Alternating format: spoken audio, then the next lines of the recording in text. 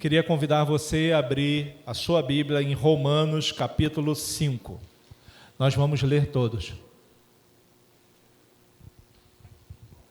Obrigado, César. Deus tem cuidado de mim e de você poderosamente. E a partir de hoje, também está aberta as inscrições para o batismo. Não precisa não, obrigado. Então, você que ainda não é batizado e quer se batizar, se você por acaso está com alguma dúvida com relação a isso, pode vir me procurar, que a gente conversa, mas vale muito a pena. Fazer parte da casa do Senhor é muito bom. E o batismo é um símbolo disso. Esses irmãos que foram apresentados hoje já tinham sido batizados. A gente não rebatiza ninguém aqui na nossa igreja, certo? Mas como você está vindo professando que Jesus é o Senhor da sua vida, como o meu caso, eu fui batizado no catolicismo, mas como eu passei a ser membro de uma igreja evangélica, fui rebatizado porque é a profissão de fé que eu faço agora. Então, batismo é isso. É a profissão de fé, é dizer com todas as letras que agora eu creio no Senhor Jesus. Amém? Então, deixa Deus falar o seu coração. A gente vai começar no primeiro domingo de agosto. A gente vai ter alguns encontros e provavelmente o batismo seja em outubro. Então, se você ainda não é batizado, não deixe essa oportunidade. Se batize em nome de Jesus. Romanos capítulo 5, a gente vai ler todo ele. Romanos é o evangelho de Paulo. E o capítulo 5 é um capítulo divisor de águas desse evangelho, que Paulo. E é muito importante para a gente. Eu fiquei muito feliz que as canções parecem que tinham a ver com o texto, mesmo não tendo nada sido combinado com o Ministério de Música.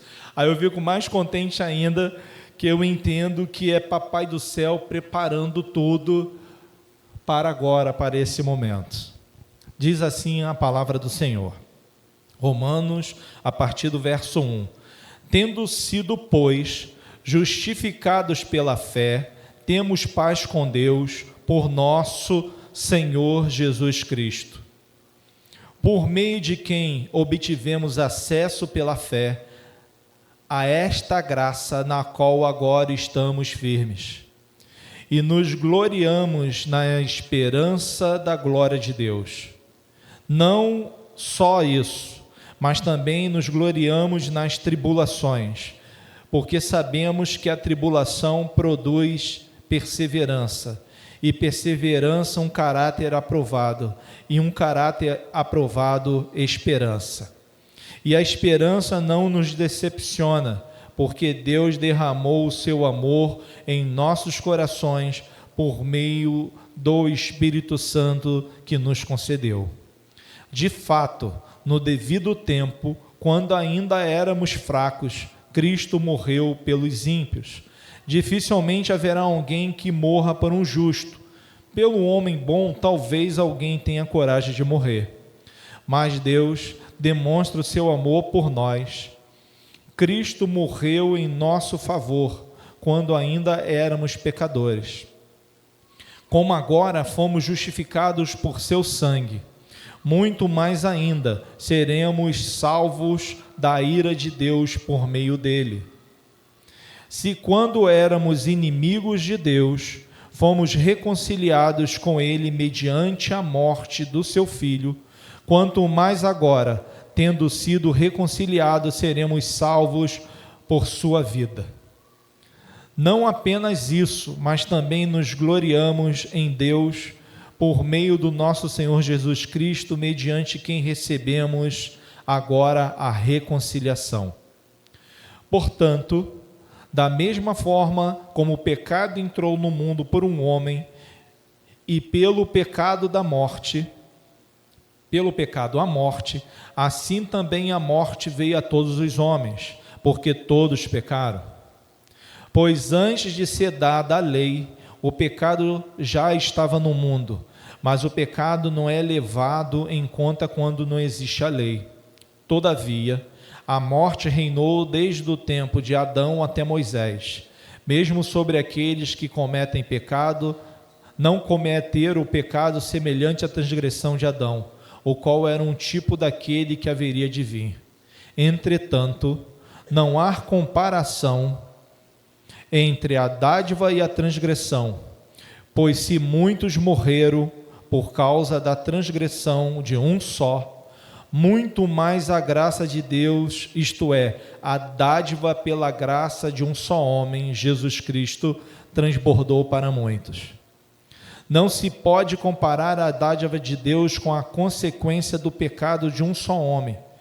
Por um pecado veio o julgamento que trouxe a condenação, mas a dádiva decorreu de muitas transgressões e trouxe justificação. E pela transgressão de um só, a morte reinou por meio dele.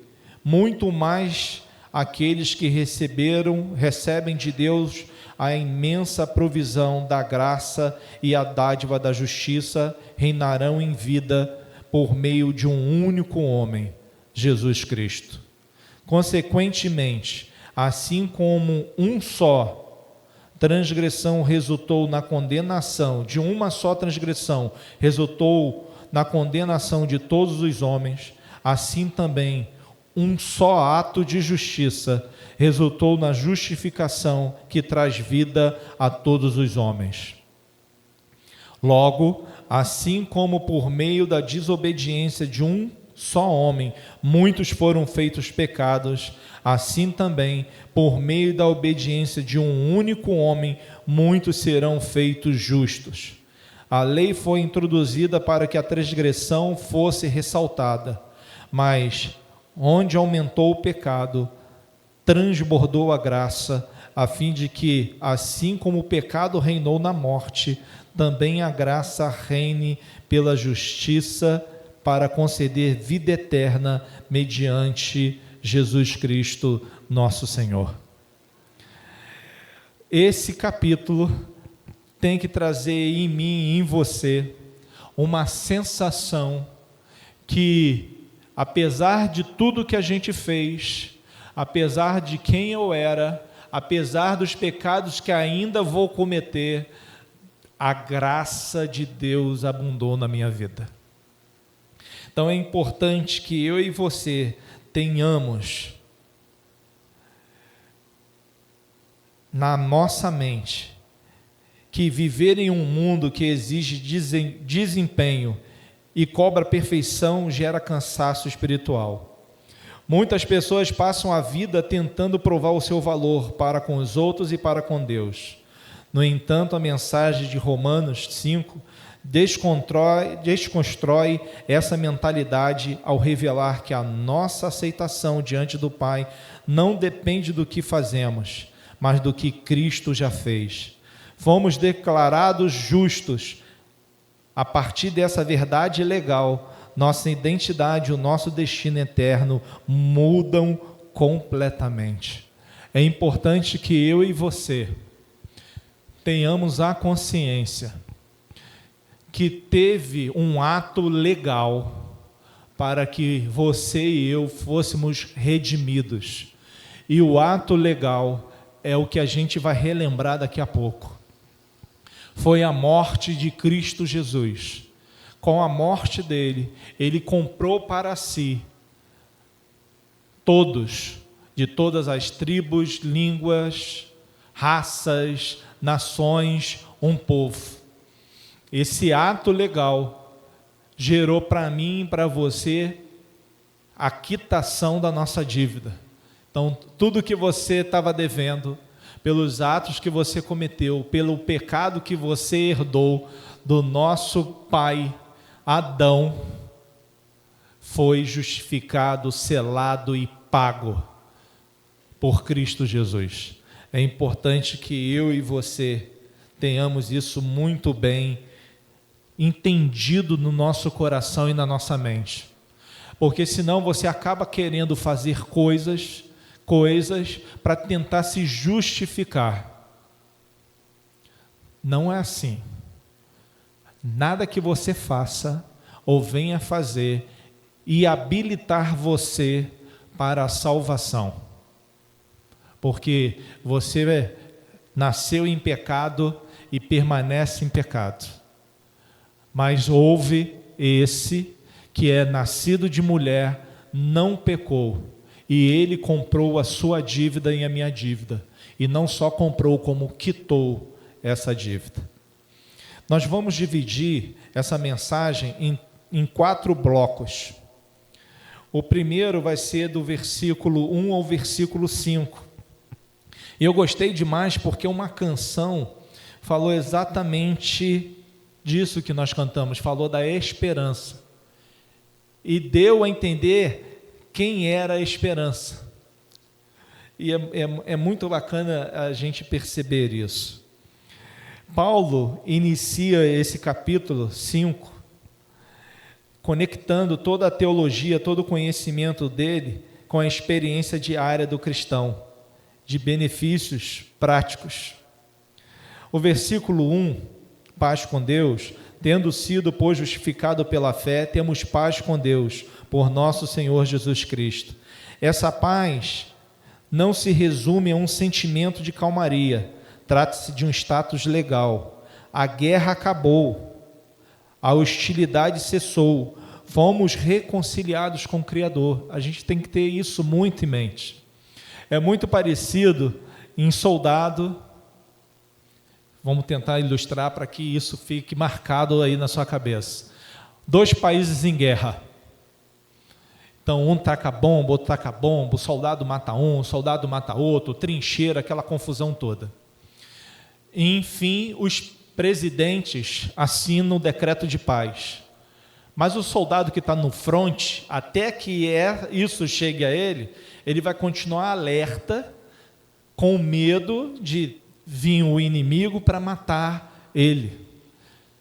E continua, mesmo tendo já um tratado de paz entre as duas, ele ainda continua alerta, escondido, com medo de ser baleado ou bombardeado, enfim. É muito parecido com a gente. Quando a gente não consegue compreender que o que Jesus fez deu a mim e a você a liberdade desse sentimento, dessa espada que estava sobre a nossa cabeça, poderia dizer assim, a gente continua alerta, querendo fugir, querendo fazer alguma coisa, e a gente nem percebeu que a paz já te foi dada, que a paz foi me dada. A gente acha que a gente ainda tem que lutar com as nossas forças para conseguir algo. Nada que você venha fazer, você não precisa se esforçar para a sua salvação. O esforço que você vai fazer agora é porque você entendeu que houve paz. Agora eu vou fazer algo para melhorar a minha vida, porque Ele morreu por mim. Ok. É isso que a gente vai buscar. Buscar ser um homem, ser uma mulher mais digna, mais honrada, humilde, né? Ter aqueles frutos do Espírito Santo claro na nossa vida, evidente na nossa vida. Acesso e firmeza da graça. Cristo nos introduziu uma esfera de favor imerecido. Não entramos na presença de Deus com timidez ou medo, mas permanecemos firmes na graça. E é bem interessante o versículo 3 a 5, que é uma perspectiva que a gente tem que ter, que também a gente não tem, muitas das vezes. O sofrimento ganha um novo propósito de Deus. Como a gente sabe que Ele me ama e Ele me abençoa e que Ele quer me dar graça, o sofrimento já não é sentido como punição.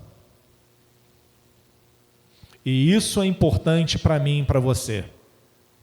Então não tem essa que Deus vai te mandar para o leito. Certo, queridos? A não ser que tenha um propósito nisso.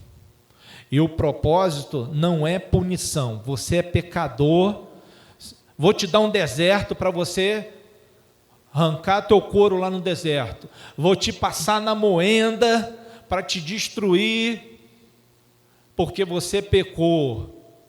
Não é esse o propósito do sofrimento para a minha e para a sua vida. Se a gente tem esse propósito, a graça não habita dentro de nós. Nós ainda estamos num outro tempo, de uma outra religião, e não da graça de Cristo Jesus. Está falhando, não está? Toda hora assim? Tá chato, né? Calma aí.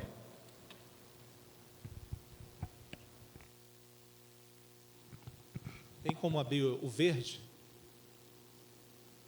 Cadê ele? Sumiu? Não, está ali. É o verde, tá, César? Por favor. Obrigado, tá, querido? Parece que eu mexo com o microfone assim, aí some a voz, né?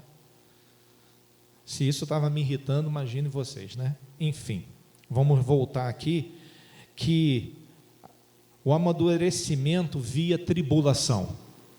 Então, o seu sofrimento, o meu sofrimento, a minha tribulação, não pode ser encarada por mim, por você, como uma punição de Deus.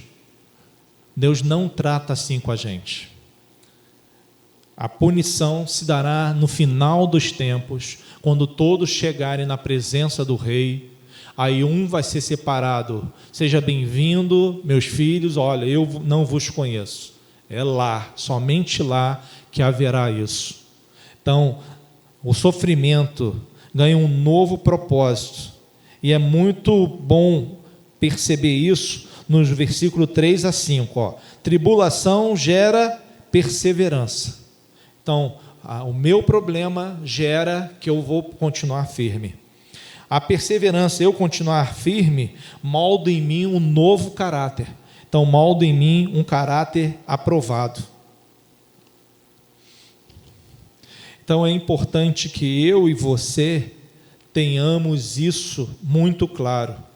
E termina, o caráter aprovado consolida a esperança. E essa esperança jamais nos decepciona, pois ela é sustentada pelo amor de Deus, derramado em nós de forma abundante através do Espírito Santo. A esperança que é gerada em mim e você, como nós cantamos, é uma pessoa. Não é um sentimento que vai. A esperança que é gerada em nós através do Espírito Santo é a consciência de Jesus, que Ele foi preparar lugar para mim e para você, que um dia Ele voltará nas nuvens e vai levar a sua igreja, e nós participaremos então das bodas do Cordeiro. Lembram disso? Vai ser um dia maravilhoso, um dia onde você e eu veremos face a face a esse Deus, que a gente acredita que Ele existe pela fé, que às vezes a gente fica sem saber direito, mas nós iremos contemplar a magnitude de Jesus. E a gente vai ver esse nosso irmão pela primeira vez, em corpo transformado. Então você vai ver ele, ele vai me ver, as coisas velhas passaram, nós iremos estar num lugar que não vai ter mais choro, doença, decepção, falha, rancor. Nós estaremos frente a frente com o nosso Senhor. Isso tem que motivar a mim e a você a perseverar. Nós iremos para esse lugar, querido. Nós estaremos face a face com Deus. Quando a coisa apertar na sua vida, lembra disso.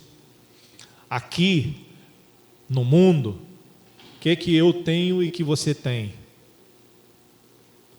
Dificuldades, espinhos, abrolhos, porque foi isso que o pecado fez. Lembra? Todo mundo comia, Adão e Eva, fruta, aquela fartura toda, houve lá, Adão vacilou, foi expulso do paraíso, aí passou a ter abrolhos, espinhos, a gente agora comer com sacrifício. E é isso que a gente tem aqui nessa terra. Mas chegará um dia que eu e você teremos nossos corpos transformados e viveremos e veremos a face do nosso Deus. Isso vai ser transformador. Vai mudar toda a história, porque os mortos ressuscitarão primeiro. Então, quando Jesus vier, os mortos ressuscitarão, os mares vai dar quem morreu, o furacão, a terra, enfim, onde a pessoa morreu, salvo em Cristo Jesus, irá ressuscitar primeiro. E eu e você, se por acaso estivermos vivos, nós seremos transformados. Gente, isso tem que permanecer na sua mente, não deixa isso ir embora, porque Satanás vai tentar sempre roubar isso de você, porque essa é a verdadeira esperança. Não deixe isso. A demonstração suprema do amor de Deus é o bloco de 6 a 11. Para que ninguém duvide dessa segurança, Paulo faz um contraste lógico entre o amor humano e o amor divino. Ele reafirma isso de uma forma lógica. Nossa condição original, éramos descritos como fracos, ímpios e pecadores. Um ser humano dificilmente morre por alguém justo ou bom. E isso é a verdade. O que Deus fez por nós é algo que não cabe na nossa mente e no nosso coração. Imagine o seguinte, para a gente ter isso muito claro na nossa mente. A questão de doação de órgãos. A nossa sociedade nos aplaude, como heróis que morrem para salvar pessoas boas. Pessoas que são socorristas, corpo de bombeiro. Se ele morre, tipo 11 de setembro, muitos bombeiros morreram, foram considerados heróis, e todo dia 11 de setembro tem uma homenagem àqueles bombeiros. Então o bombeiro entra na sua casa em chamas para salvar uma criança. Ele consegue salvar, ele é um herói. Mas imagine alguém que decide doar o próprio coração para salvar o assassino de seu filho. Isso desafia a lógica humana. Mas foi exatamente isso que Deus fez por mim e por você.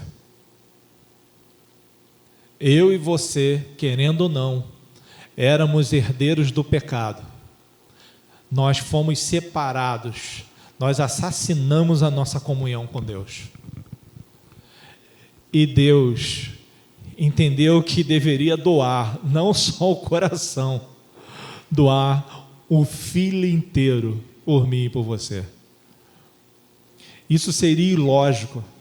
Imagine você, o bandido assassinou o seu filho, ele está lá agora na fila do transplante, ainda mesmo tendo preso, você decide que você vê que é compatível o teu sangue com o dele, e não sei, por cargas d'água, enfim, é uma história. Então você é compatível com o bandido, o coração dele, você decide que o seu coração deve ser tirado de você e dado para aquele que matou o seu filho. Isso não cabe, é ilógico, a gente jamais aceitaria isso. Se alguém te perguntasse: Luciano, me dá um conselho, eu quero doar meu coração para o bandido do meu filho, você acha que eu faria assim? Não, faça isso mesmo? Não, eu ia chamar maluco. Aquele que matou teu filho merece morrer, você quer dar anos de vida para ele? É isso que eu ia pensar de cara, querido. Então é importante que eu e você tenhamos muito claro na nossa mente a proporcionalidade do amor de Deus para com você e para comigo. É algo grande, é algo que não tem como mensurar. Ele deu isso de forma espontânea. A prova do amor foi a cruz, mas Deus demonstra o seu amor por nós. Cristo morreu em nosso favor quando ainda éramos pecadores. O sacrifício de Jesus não ocorreu porque éramos atraentes e obedientes, mas apesar de sermos rebeldes, ele morreu por mim e por você. Ele não esperava, ele não morreu para os bonzinhos da Igreja Batista Provisão, para os santinhos de Jesus. Não foi. Ele morreu para um Luciano rebelde, pecador, que vacila pra caramba, que tem atitudes erradas, que pensa coisas erradas, que fala coisas erradas. Mas ele olhou, e eu não sei de onde ele tirou isso, ele me amou. E ele não ficou parado simplesmente, porque ele olhou para mim e viu assim, caramba, esse cara é muito difícil. Ele não faz nada, não, tem pouca coisa boa naquele coração. Mas eu, que o amo,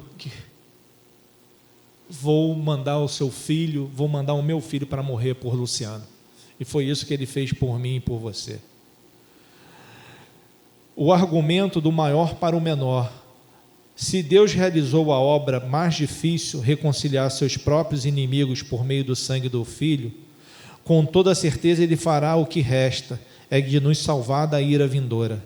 Nossa salvação final está perfeitamente garantida pela vida ressurreta de Jesus. É importante que a gente tenha isso muito claro. Jesus ressuscitou. Jesus está vivo, à destra do Pai. A Ele foi dado todo o poder na terra, embaixo da terra e nos céus.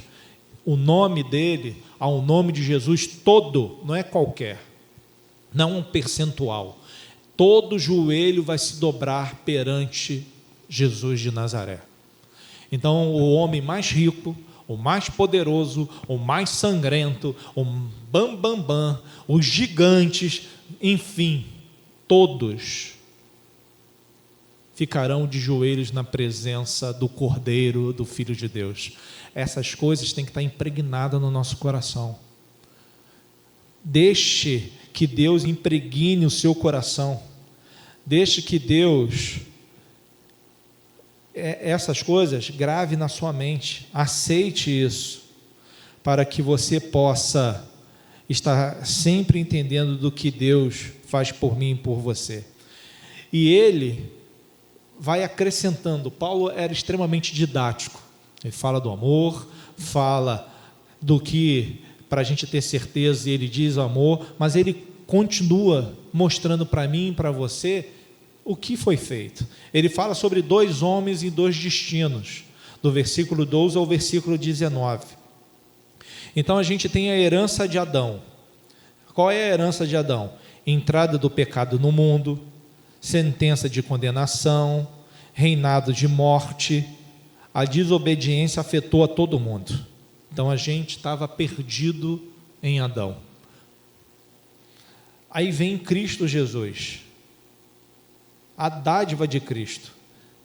Então é a entrada da graça e do dom, decreto da justificação, reinado em vida dos salvos, obediência que justifica muitos. Ele faz um paralelo entre Adão e Jesus, para mostrar, olha, você é Adão, a sua herança é essa, mas agora Jesus te reconciliou. Agora você é diferente. Você é co-herdeiro de Cristo Jesus. Você vai receber a mesma herança que Cristo recebeu. A você vai ser dado o poder da salvação.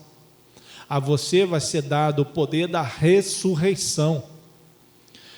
A você vai ser dado o poder de começar a fazer coisas extraordinárias aqui, hoje na terra. Por isso que Deus nos concedeu o Espírito Santo. Lembra do batismo de Jesus? O Espírito vem, pousa sobre ele. Esse é o meu filho amado, em quem me comprazo. A mesma coisa aconteceu com você. O Espírito Santo pousou sobre você.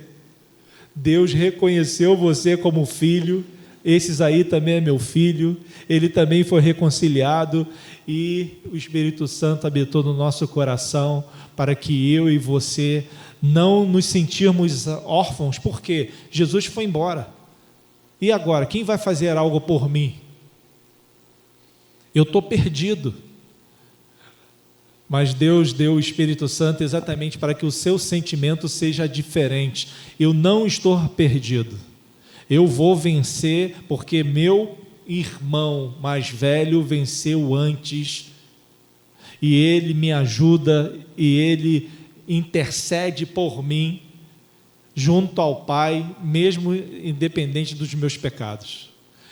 Nosso Deus é um Deus maravilhoso, que faz uma obra na totalidade.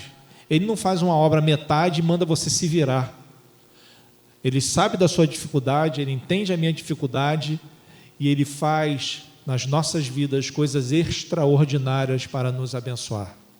Então Ele não deixou nem a mim e nem a você jogado nesse mundo. O erro de Adão trouxe consequências terríveis para a raça humana.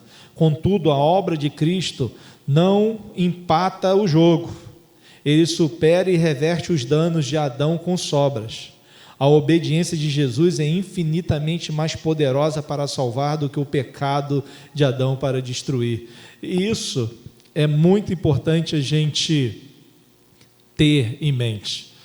Vamos pensar muito em futebol. A gente está vivendo esse clima da Copa, aquela confusão toda. O nosso amigo lá foi bater o pênalti para o Brasil. Estava ele na bola e os 200 milhões estavam na bola junto, eu e você, querendo que aquele pênalti fosse batido. Mas, enfim, ele estava ali representando o Brasil, o desejo do Brasil de querer ser campeão ou de passar da fase. Ele era o batedor, ele era o melhor, aí eu vou abrir aspas, também não vou entrar nesse mérito, que bateu lá um pênalti. Pelo menos ele foi convocado para isso. A nação inteira estava no pé dele. Se ele faz o gol, eu e você gritamos, comemoramos, pulamos. Se ele erra, o país inteiro chora a derrota. Foi o que aconteceu com o Brasil. Ele é o representante da nossa vida. Ele representa a mim e a você. Foi o que aconteceu.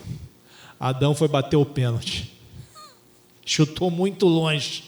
Então, a mim e a você, através de Adão, lá o zagueirão Adão, que ele não era atacante, com toda certeza, o zagueirão foi bater o pênalti e jogou muito longe. E perdeu. E a derrota estava sobre a gente. E a gente chorou durante muito tempo. Aí entra o camisa 10. Muito melhor do que Messi. Pega a bola, vai para o mesmo pênalti, a mesma coisa, com 2 goleiros. A morte e o inferno estavam ali embaixo das bases, e ele mete na gaveta um golaço de Cristo Jesus. A ele foi dado o poder, ele sobrepõe a morte, a chave do inferno, e é campeão. E a gente tem que entender isso muito claro na nossa mente, porque Jesus não decepciona nem a mim, nem a você. A vitória é garantida. E a gente termina no versículo 20 e 21, que é bem bacana a gente pensar sobre isso, sobre o triunfo absoluto da graça. Paulo conclui o raciocínio lidando com o papel da lei e selando a vitória do Evangelho. O propósito da lei. A lei veio para expor e evidenciar a gravidade da nossa transgressão.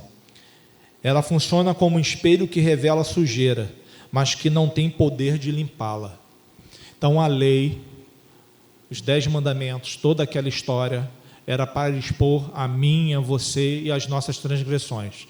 Porque alguém poderia dizer, mas eu não sabia que aquilo que eu fazia era pecado, né? Sempre tem um advogado, né, que vai tentar ali se safar. Mas a lei veio para isso, para falar, não, você é indesculpável. Então é importante que eu e você tenhamos muito claro na nossa mente o papel da lei. Ela não era má, foi dada por Deus. Nada que Deus dá é ruim. Tinha lá o que era para ser feito, mas ela não tinha capacidade de regeneração. Ela mostrava o que era para ser feito, a maneira de a gente se conduzir, não adultere, não tenha outro Deus. Tinha a orientação básica para que eu e você pudéssemos ter uma convivência pacífica e boa aqui na terra. Mas ela não tinha poder de gerar em mim e em você a reconciliação.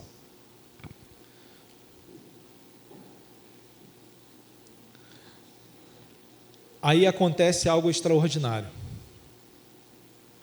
Acontece o que os governos não conseguem, que é o superávit primário. Vem de ser o superávit primário, é o superávit da graça. Onde aumentou o pecado, transbordou a graça. A palavra usada no original traz a ideia de graça que inundou além de qualquer medida anterior.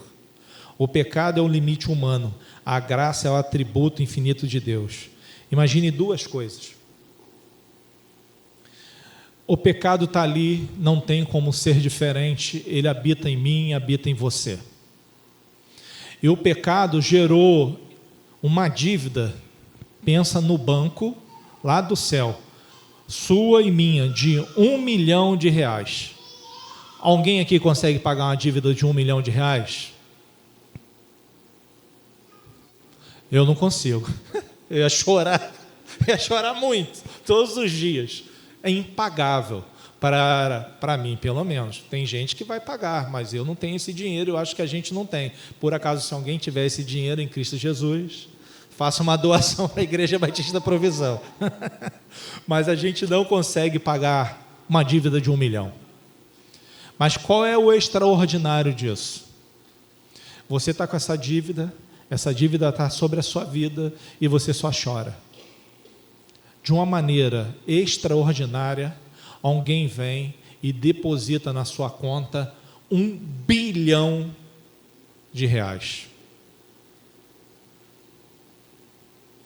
Consegue entender a proporção? A sua dívida era de 1 milhão. Então era 1,0000, era a sua dívida. Aí vem Jesus e deposita na sua conta 1 bilhão. 100, 100.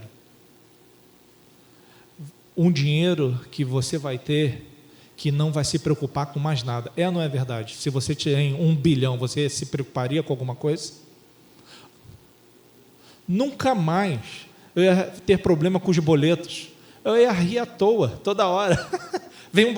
Pode mandar o boleto, que estou mandando agora, porque eu tenho 1 bilhão na conta. Foi isso que a graça fez na nossa vida. O pecado era de 1 milhão. A graça é de 1 bilhão. Então é importante que você tenha isso muito claro no seu coração, porque ele fez isso. E ele justificou, deu graça para você e deu um novo reinado.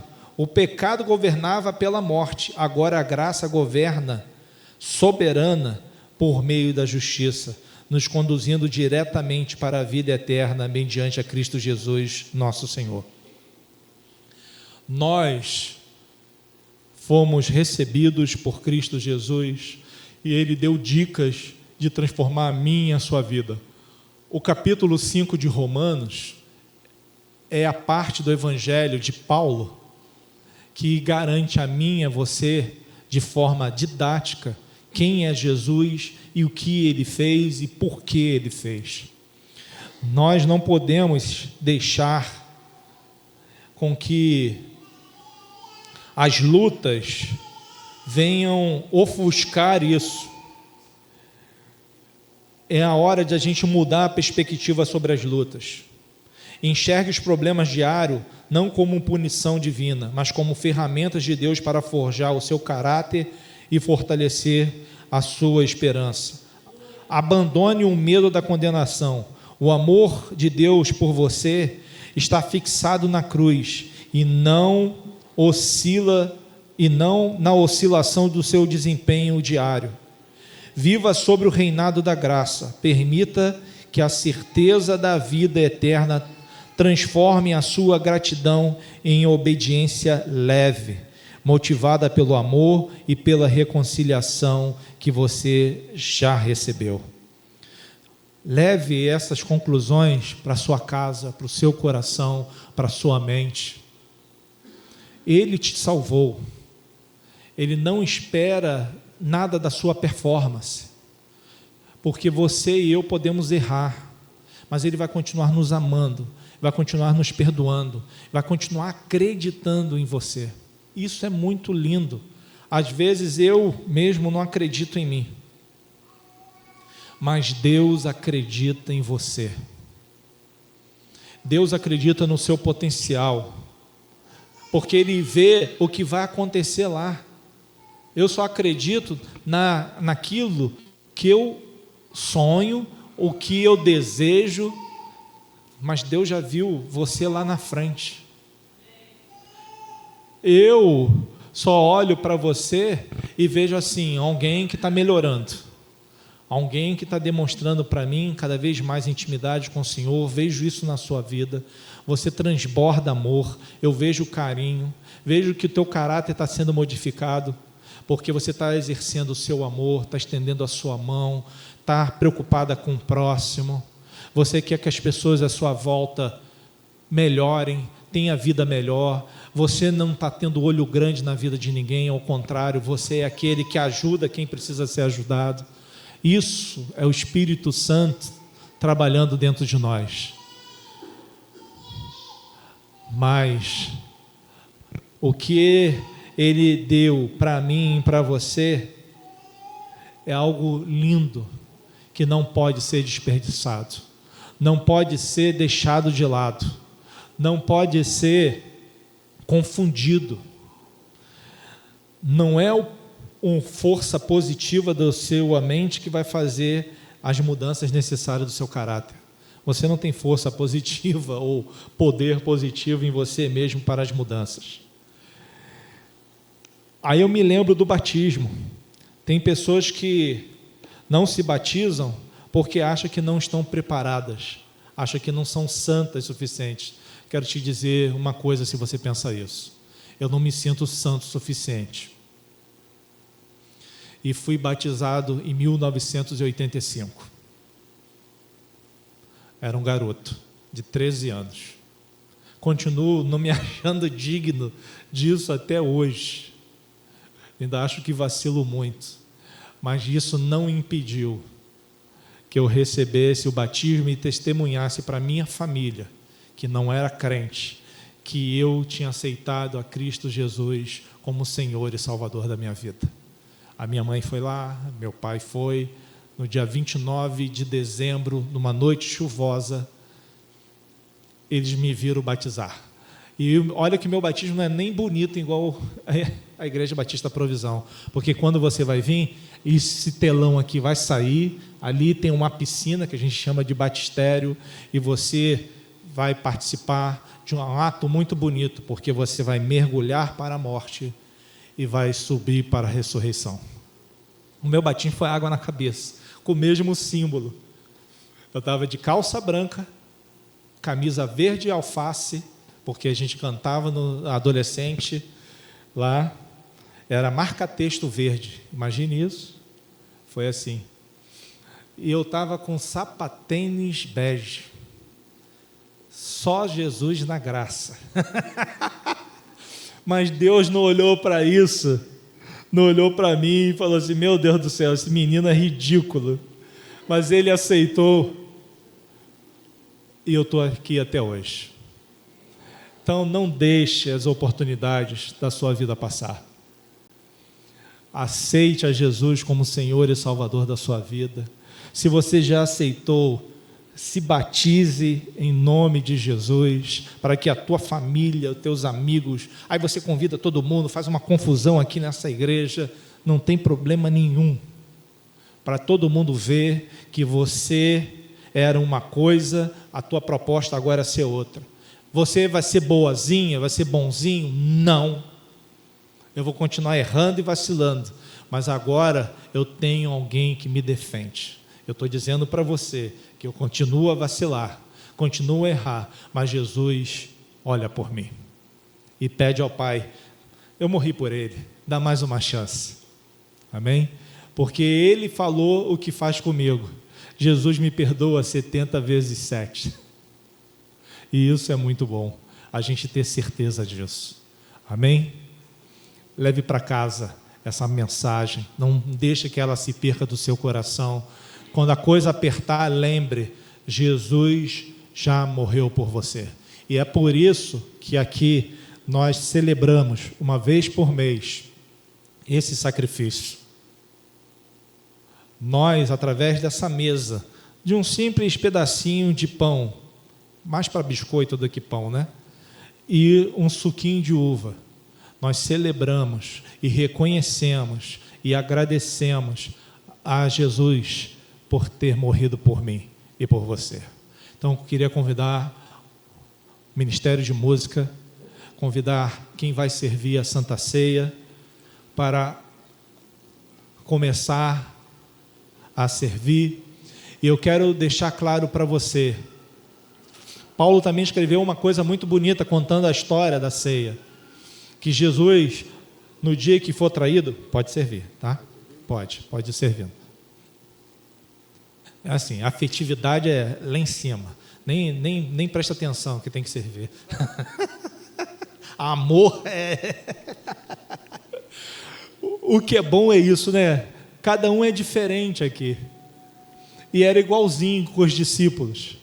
Porque naquele dia que ele foi traído, ele tomou o pão, ele deu graças e ele abençoou.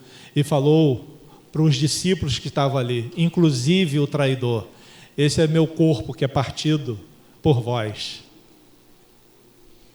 E da mesma forma, ou semelhantemente, ele tomou o vinho, deu graças e falou: esse é o vinho, é o sangue da nova aliança, é o sangue da graça, é o sangue que o pecado abundou, e agora você vai ver a superioridade da graça. Você devia 1 milhão, agora eu vou não só absolver 1 milhão, mas eu vou te dar 1 bilhão, para que você possa viver contente, satisfeito. Esse é o nosso Deus, que não deixa absolutamente nada acontecer sem propósito.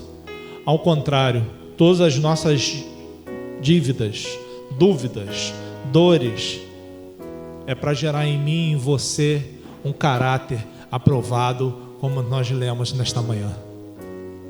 Ele é muito bom. Perceba isso. Vamos cantar.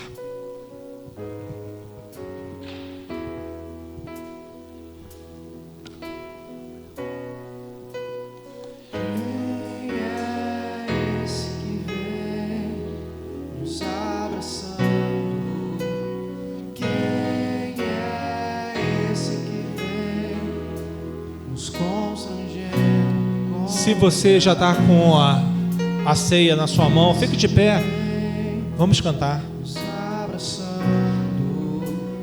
Quem é esse que vem nos constrangendo com olhar?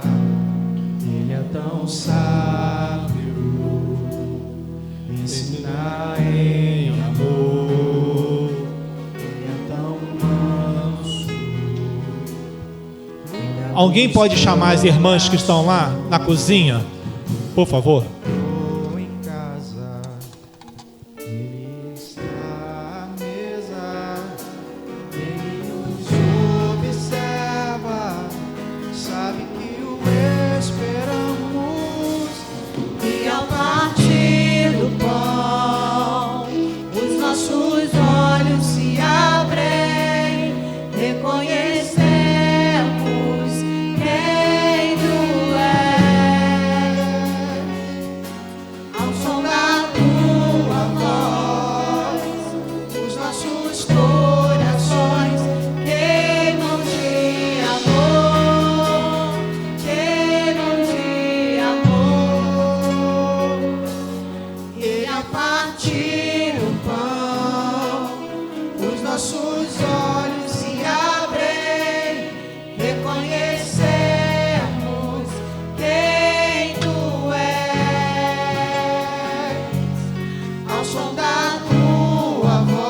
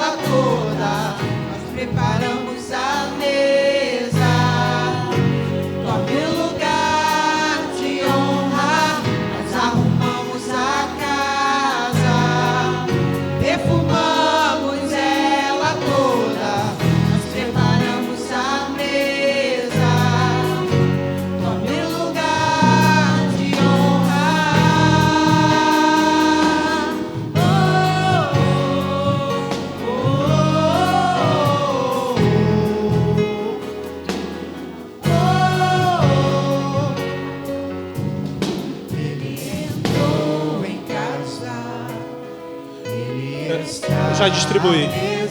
Já distribuí. Ele nos observa, sabe que o esperamos, e ao partir do pão, os nossos olhos se abrem, reconhecemos quem tu és.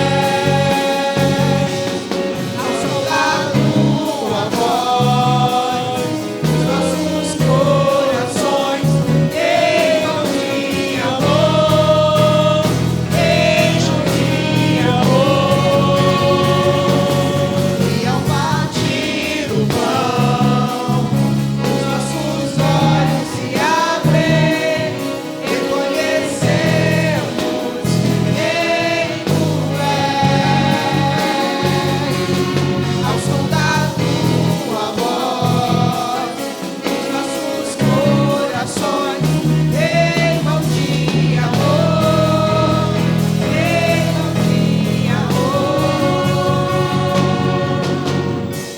Nós arrumamos a casa, perfumamos ela toda, preparamos a mesa, como em lugar de honra. Nós arrumamos a casa, perfumamos ela toda, nós preparamos a mesa, como em lugar de honra.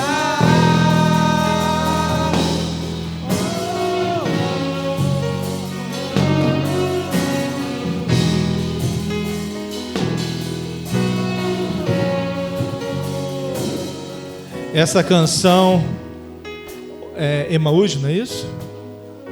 É exatamente o contar da história daquelas pessoas que estavam andando e não reconheceram a Jesus, até que ele falou e os olhos se abriram e viram que era o mestre que estava ali. Ele continua caminhando com você. Talvez você não está percebendo Cristo Jesus ao teu lado, mas Ele está aí ao teu lado nas suas dificuldades. Deixa Ele te ajudar. Não ache que você detém todo o poder que é a tua vida.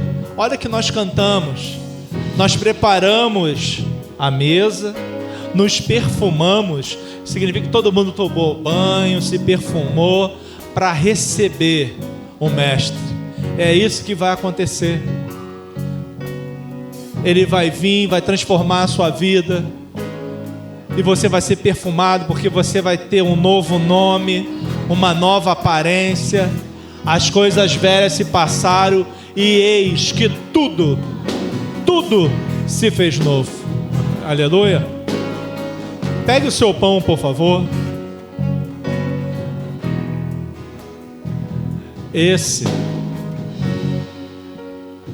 Vamos esperar. Os músicos também, por favor, todo mundo. Tadinho, senão eles ficam sempre para depois, né? Esse é o corpo, ou que simboliza o corpo. Isso não se transforma no corpo. Ele continua sendo um pedacinho de biscoito, um pedacinho de um pão, mas tem um símbolo profundo. É o corpo de Cristo, que foi moído por você. Isaías disse que ele não tinha formosura, mas ele levou sobre si todos os nossos pecados, e tudo que nos traz a paz estava sobre ele. E pelas suas pisaduras, pelas suas feridas, eu e você fomos sarados. A ele toda a honra, toda a glória e toda a adoração. Participe agora, todos, e vamos comer o pão.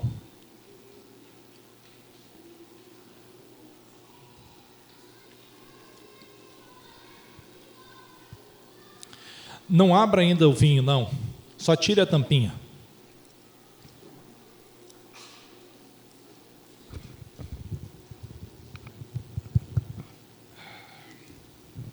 Todo mundo conseguiu tirar a tampinha?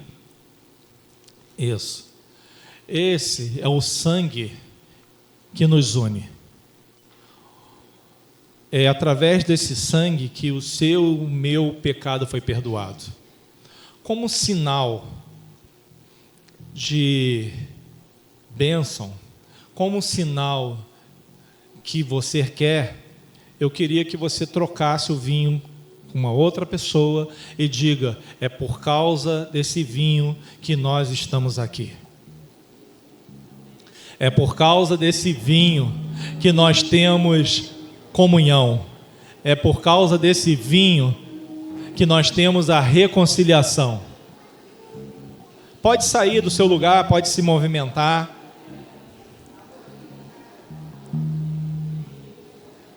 É esse vinho que nos une. E sem precisar lutar jiu-jitsu, ele continua nos unindo. Amém? É esse vinho que traz alegria. É esse vinho que faz com que as crianças estejam sempre aqui na casa do Senhor. É esse vinho que nos reconciliou. É por causa desse vinho que você está aqui nesta manhã. E é por causa desse vinho que nós temos a esperança. É por causa desse vinho que a tribulação forja em mim, em você, um caráter. Nunca deixe de participar. Os seus pecados foram perdoados. Na cruz, Cristo morreu por mim e por você. Nada, absolutamente nada que você faça vai te separar desse amor, desse gesto que Ele fez por você. Os nossos corações são atraídos um para o outro, porque Ele nos amou, Ele nos uniu. Você já trocou? Quem já trocou já pode tirar aí o papelzinho.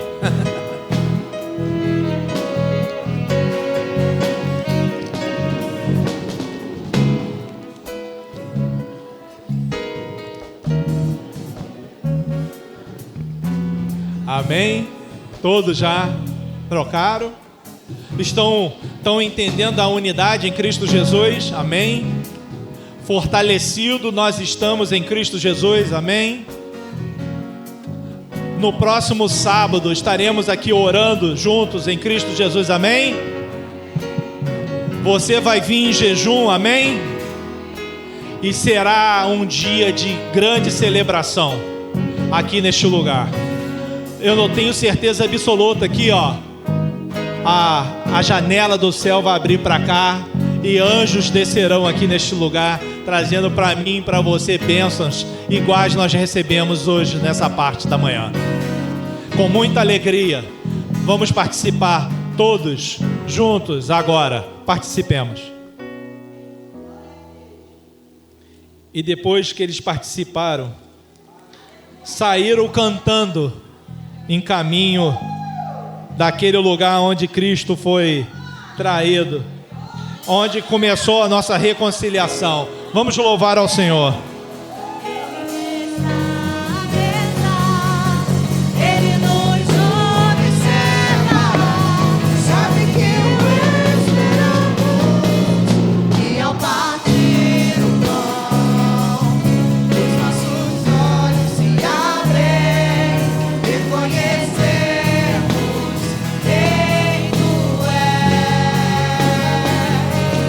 Ao som da tua voz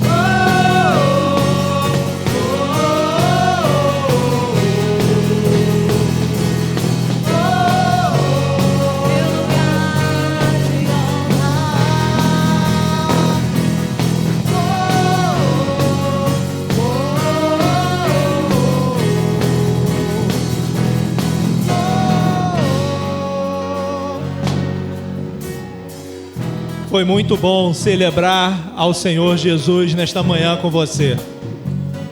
Obrigado pela sua presença. Não saia correndo. Saia pelaquela porta ali, esquece essa porta. Vai todo mundo almoçar ali juntos.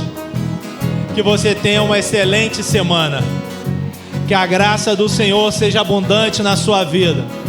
O amor de Deus Pai e as doces consolações do Espírito Santo seja algo evidenciado.